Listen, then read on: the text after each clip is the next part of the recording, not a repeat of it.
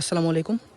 আশা করি সকালে ভালো আছেন। বর্তমানে আছি ডাঙ্গাপাড়া সীমান্ত ফাঁড়িতে, যা একটি বিজিবি ক্যাম্প।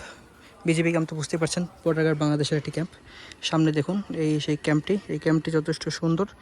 বাংলাদেশের বিজিবি ক্যাম্পগুলো যেগুলো সীমান্ত এলাকায় হয়ে থাকে সেগুলো অনেক ছোট হয়ে থাকে। সেই জায়গা থেকে আশেপাশে আপনাদেরকে একটু দেখানোর চেষ্টা করছি যে কোনে এমনটা হয়ে থাকে সচরাচর। দেখতে পাচ্ছেন এখানে আশেপাশে ভিডিও ধারণ করা বা ছবি তোলার অনুমতি আছে কিনা আমি জানি না, যদিও ভিতরে প্রবেশ করার জন্য অনুমতি চেয়েছিলাম, তারা বলেছে যে ভিতরে যাওয়ার আসলে নিয়ম নেই, তাই আপাতত দূর থেকে ভিডিও ধারণ করছি। বাংলাদেশ ভারত সীমান্তবর্তী এলাকায় সচরাচর আমি আসি না, আজকে প্রথমবারের মতো আসা হয়েছে। সেই জায়গা থেকে আপনাদেরকে দেখানোর চেষ্টা করছি ডাঙ্গাপাড়া সীমান্ত ফাঁড়ি, যেটা আপনারা বর্তমান দেখতে পাচ্ছেন। এই তো সেই সীমান্ত ফাঁড়ির একটি দৃশ্য। এবং যদি জুম করে আপনাদেরকে দেখাই, এখানে একটি ছোট্ট জায়গায় তারা বসে আছেন এবং তাদের এখানে মূলত আবাসের জায়গা।